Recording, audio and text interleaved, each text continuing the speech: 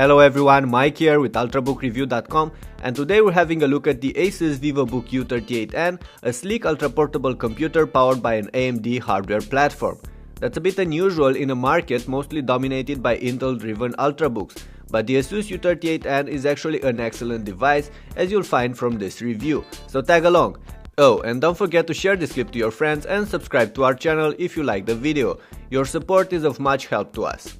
Okay, we're going to start by having a quick look at this laptop, and I must say it reminds me a lot of the ASUS ZenBook UX32A I've tested a while ago.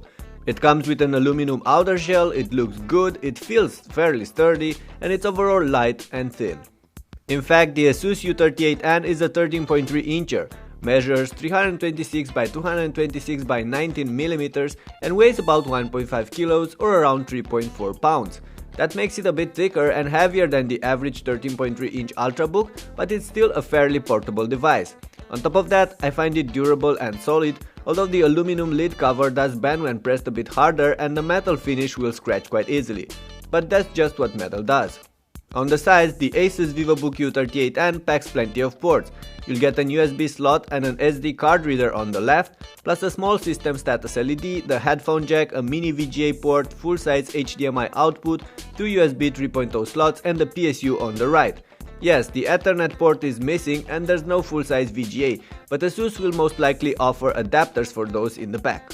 Turning the laptop upside down, you'll notice the aluminum covered underbelly with a clean design.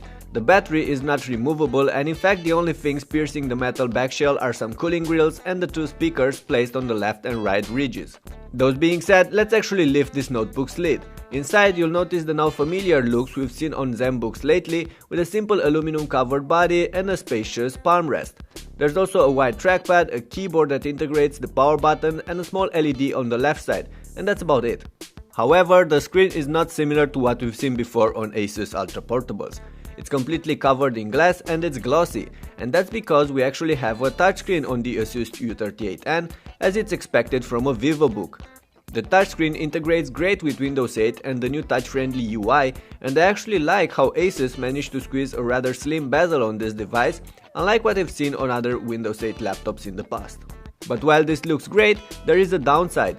Swiping on these thinner bezels might be a bit unresponsive from time to time, as there's a limited area that you can actually touch in order to activate the wanted gestures.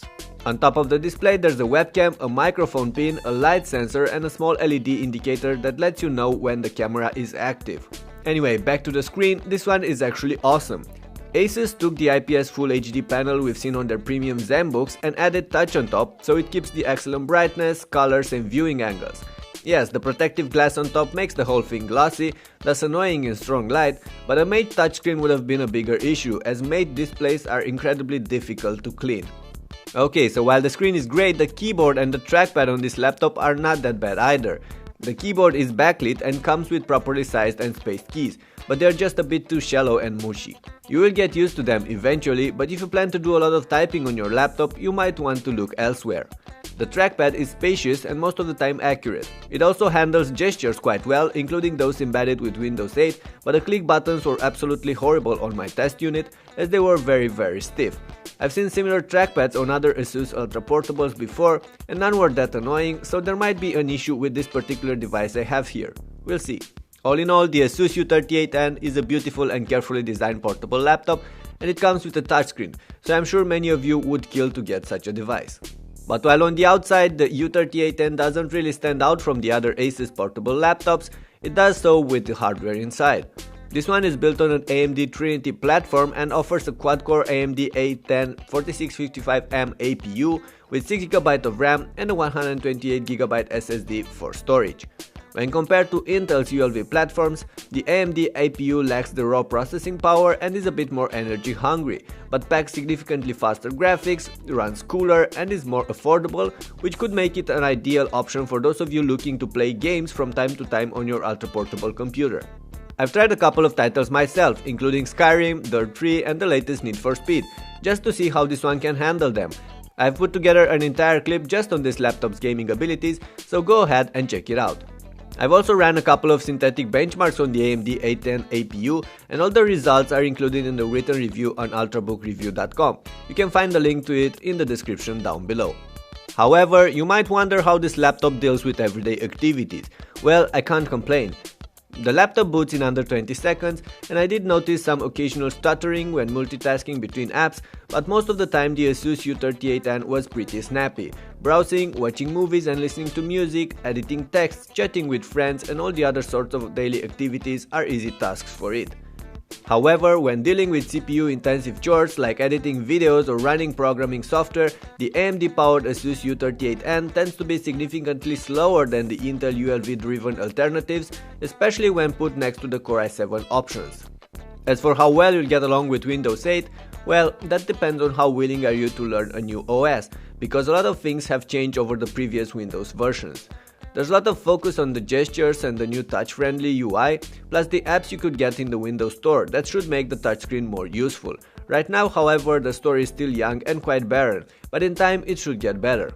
Of course, the laptop also comes with the classic desktop mode and runs all the software you're familiar with from your older computers. For that though, the touchscreen is not going to be any good and you'll have to get back to the classic touchpad or even better, to a mouse. Moving on, let's focus a bit on the details that can make or break a modern laptop. As I mentioned before, the ASUS U38N runs cool pretty much all of the time. Even when gaming, the palm rest or the keyboard won't get more than mildly warm, while the bottom is nowhere as hot as what I've got with Intel-powered devices. However, the laptop is rather noisy. There's a constant fan roar with it, no matter if it's in idle or heavily pushed. From what I can tell, the fans spin at constant speed no matter what, as they never get louder than they are when turning on the laptop, but they never get quieter or turn off either. Once again, this might be an issue with my unit, or hopefully it's something that could be addressed with a later software patch. The speakers on this laptop aren't bad. They punch good quality sound for a thin laptop like this one, but I would have appreciated if they were a bit louder too. As for the wireless performances, I did not encounter any issues while playing with this laptop. The embedded Broadcom adapter also comes with Bluetooth, but there's unfortunately no Wi-Fi included. And then there's the battery life.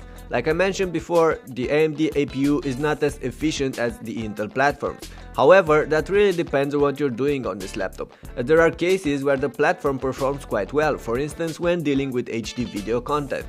So you will be able to get between 3 to 5 or even 6 hours of life from the ASUS U38N, and if you're looking for the exact numbers I got with various activities, check them out in the written review.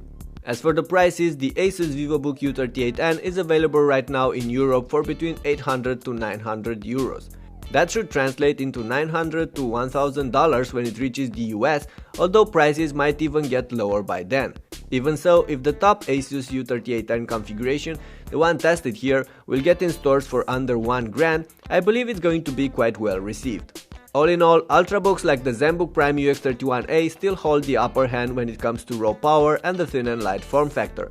But the U38N is not a lot thicker or bulkier, and for multimedia and games it's actually a more suitable laptop than those ZenBooks, and it's also more affordable. So in the end, the VivoBook U38N is not the perfect ultra portable for everyone, but for a certain category of buyers it might be. And I for one am glad to see AMD finally making a noticeable step in this segment of thin and light notebooks. Hopefully it's not too little too late. And that pretty much wraps up this video. Let me know in the comments what do you think about the ASUS VivoBook U38N. Is it a good buy? Is it powerful enough? Would you choose it over an ultrabook or not? Please leave your replies below and don't forget to share this clip and subscribe to our channel if you enjoyed it. Okay, later.